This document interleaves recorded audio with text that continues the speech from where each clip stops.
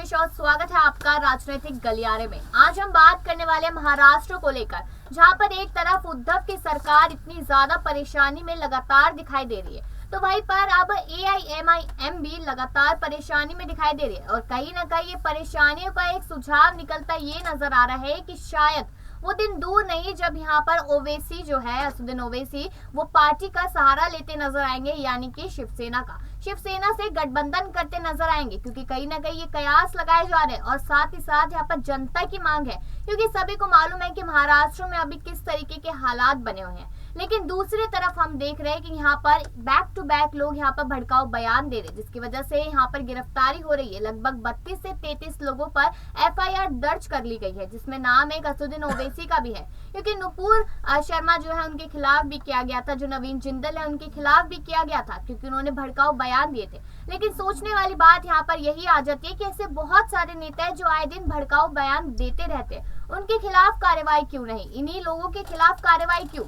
और जिस तरीके से सवाल ये भी उठ रहा है कि अब चुनाव नजदीक है, लगातार चुनाव नजदीक आ रहे हैं, उसके बाद फिर लोकसभा चुनाव है, तो कहीं ना कहीं यहाँ पर ओवैसी अब उद्धव ठाकरे और शरद पवार का दामन थामते हुए नजर आ सकते हैं। तो इन्हीं सब चीजों को लेकर चर्चा करेंगे आज हम आसिफ सर के साथ। हमारे साथ मौजूद है, तो स्वागत है आसिफ सर आपका।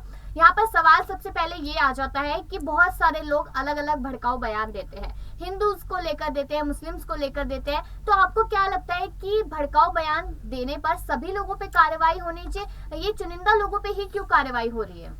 शुक्रिया कशिश। देखिए, बिल्कुल सही सवाल है, इसमें कोई शक नहीं है। जिस तरीके से कल दिल्ली पुलिस ने ये एक्शन लिया, 30 से 40 के बीच में जिन लोगों पे जो है ये FIR दर्ज उन्होंने किया है भड़काऊ भाषण को लेकर, मेरे हिसाब से उन्होंने बहुत अच्छा किया है। और ये चीज़ उन्हें पहले ही करना चाहिए था। ये बात तो सही है कि सब पे करना चाहिए, लेकिन वो पॉसिबल नहीं है, क्योंकि हम लोग जानते हैं कि आज कुछ चंद राजनीतिक नेताओं के इशारे पे प्रशासन काम कर रही है, जो बताने में कोई कुताही नहीं है। बहरहाल, इन बीच में असदुद्दीन ओवैसी का नाम आना इस बात की ओर इशारा कर रहा है कि कोई भी नेता या फिर किसी भी संगठन से जुड़ा हुआ आदमी अगर कानून को हाथ में लेने की कोशिश करेगा, उसका हाल जो है यही बुरा होगा। अब सवाल ये है कि असदुद्दीन ओवैसी ने जो कहा उसको समझते हैं। इससे पहले ये कि जिन लोगों पर भड़काऊ भाषण के खिलाफ जो अपने जुबान से सिर्फ और सिर्फ जहर उगलते हैं, उनके खिलाफ इन्होंने FIR किया है, तो क्या ये इसके बाद जहर नहीं उगलेंगे, ये भी सवाल है। देखिए, अब इसको समझते हैं। दरअसल असदुद्दीन ओवैसी ने कल फिर ट्वीट कर क्या जवाब देते हैं जब उन पर FIR दर्ज होता है। वो कहते हैं कि जनाब, ये बताइए कि दिल्ली पुलिस ने मेरे पास किस बयान को लेकर जो है वो FIR दर्ज किया है। फिर ये बताइए कि आपने जब FIR लिख रहे थे उस बार जो है किस बयान का खंडन कर मेंशन किया है आपने।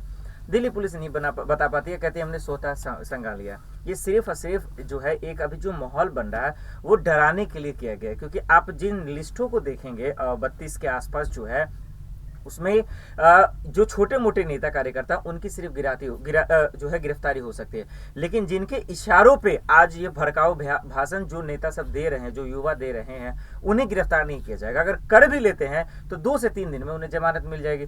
फिर उन्हें क्या फर्क पड़ने वाला? कोई फर्क नहीं पड़ने वाला है। तो दिल्ली पुलिस ने ये एक्शन लिया है वो सही है, इसमें कोई शक नहीं, ये तो उन्हें पहले ही लेना चाहिए। लेकिन आपको ये याद रखना होगा दिल्ली पुलिस को कि आप सिर्फ और सिर्फ चेहरा देखकर या पार्टी का नेता देखकर कार्रवाई मत कीजिए, चाहे छोटा हो या बड़ा हो, कार्रवाई कीजिए, तुरंत गिरफ्तारी कीजिए। जमानत तुरंत कल होके परसों होके नहीं मिलना चाहिए। जैसे कि एग्जाम्पल ले लेते हैं, यदि नरसिम्हा का जिक्र कर लेते हैं, क्या हुआ उनके खिलाफ? भड़काऊ भाषण दिए, FIR दर्ज नहीं होता है। फिर उसके बाद जब सोशल मीडिया पे आवाज उठते हैं, उसके बाद उन पर कार्रवाई होती है, फिर 3 दिन के बाद बाहर आ जाते हैं, फिर उनके बाद FIR दर्ज कर दिया। तो ये जब रिपीटिशन होने लगता है तो इससे साफ जाहिर होता है कि प्रशासन कितनी कमजोर है, उनके पास सबूत नहीं होते हैं असली सिर्फ। तो मुझे लगता है कि कल जो कशिश ये हुआ है वो सिर्फ और सिर्फ नुपुर शर्मा को लेकर जो देश में हाहाकार मचा हो, जैसा कि आज भी हम लोग देख रहे हैं, सिर्फ और सिर्फ इसको बैलेंस करने के लिए ये FIR दर्ज किए गए हैं। लेकिन इन नेताओं पर कोई फर्क नहीं पड़ेगा, क्योंकि इनके पीछे बहुत बड़े ताकतवर लोग हैं और उनके सामने प्रशासन जो है कहीं ना कहीं मजबूर हो जा रही है। तो इस बात से कहीं ना कहीं ये महसूस होता है कि दिल्ली सरकार को इस तरीके का कदम कहीं ना कहीं पहले भी उठा लेना चाहिए, क्योंकि ये पहली बार नहीं हुआ है जब भड़काऊ भाषण दिए गए हैं। अब ये भड़काऊ भाषण गिरफ्तारी को लेकर सवाल यहाँ पर ये आ जाता है कि जब मालूम है कि असदुद्दीन ओवैसी को किस तरह से दिल्ली पुलिस यहाँ पर बातों बातों से हैरेस कर रही है। और यहाँ पर असदुद्दीन ओवैसी भी लगातार कहते नजर आ रहे हैं कि दिल्ली पुलिस में हिम्मत नहीं है या फिर दिल्ली पुलिस किस चीज पर मेरे को गिरफ्तार करना चाहती है। तो कहीं ना कहीं अब आज राज्यसभा के चुनाव है और अब हो चुके हैं 4 बजे तक खत्म, शाम तक इसका रिजल्ट आ जाएगा। इन्हीं सब चीजों को लेकर और आने वाले जो विधानसभा के चुनाव है तो उन्हीं सब चीजों को लेकर लोगों के मन में ये भी सवाल है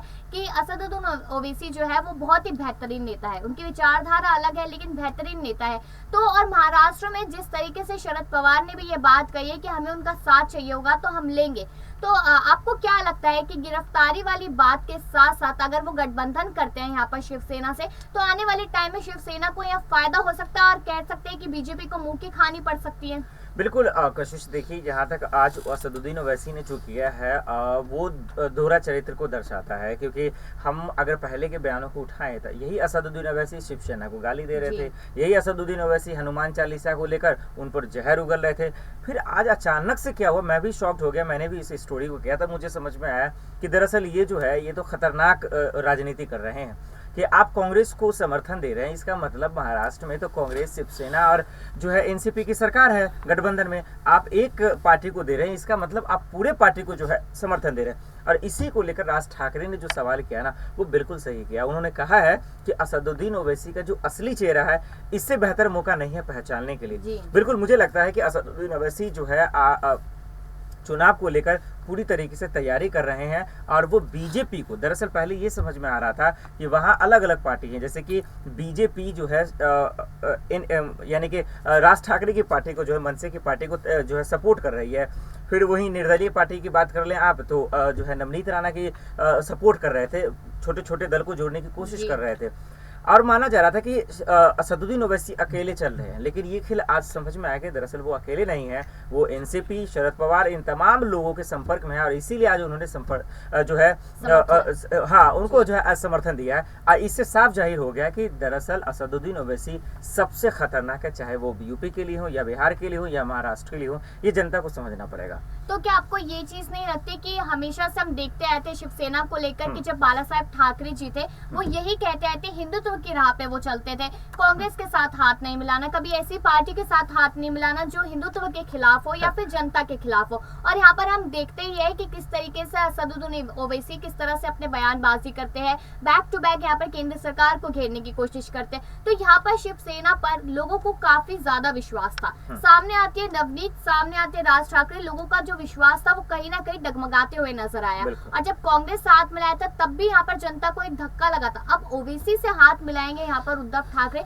तो क्या कह सकते हैं कि जनता का जो भरोसा है वो पूरी तरीके से शिवसेना पे खत्म हो जाएगा? बिल्कुल, देखिए इसमें कोई शक नहीं, कशिश बिल्कुल सही कह रही है। लेकिन जहाँ तक मैं समझता हूँ और असदुद्दीन ओवैसी को मैंने समझाया, वक्त की कमी है तो मैं यही कहना चाहूँगा, देखिए देश की जनता को ना ऐसे ढोंगबाज धर्म गुरुओं की जरूरत नहीं है। देश की जनता को ऐसे नटकबाज नेताओं की जरूरत नहीं है जो धर्म का सर्टिफिकेट बांटने फिरे। मुझे जहाँ तक नॉलेज में है, देश की, हिंदुस्तान की यही खूबसूरती है कि हिंदू हो मुसलमान हो, उन्हें इतना तो जरूर ज्ञान है अपने अपने धर्मों का कि किसी दूसरे धर्म के लोगों को जो है ना वो तकलीफ नहीं पहुंचाता है। और ये लोग क्या करते हैं, यही मासूम लोगों का फायदा उठाकर अपने धर्म पर राजनीति कर रहे हैं। और उसमें से एक, चाहे वो असदुद्दीन ओवैसी हो या फिर संजय राउत हो या फिर बाकी कोई नेता हो, क्योंकि इन्हें पता है कि इन्हीं लोगों के को मुहरा बनाकर जो है अपनी राजनीति चमका सकते हैं और वही कर रहे हैं, उसमें वो कामयाबी होते नजर आ रहे हैं। कशिश शुक्रिया आसिफ सर। अब हमने यही जाना आज के प्रोग्राम में कि कहीं ना कहीं जो बाकी नेता है वो लोगों की भावनाओं को आहत करे, धर्म पर खेलने की कोशिश करे कि धर्म पे ही राजनीति करे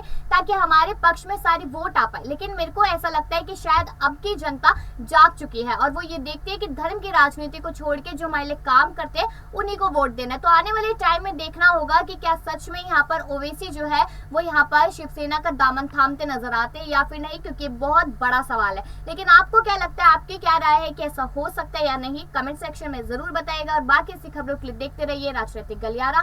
मिलते हैं फिर इसी समय पे। नमस्कार।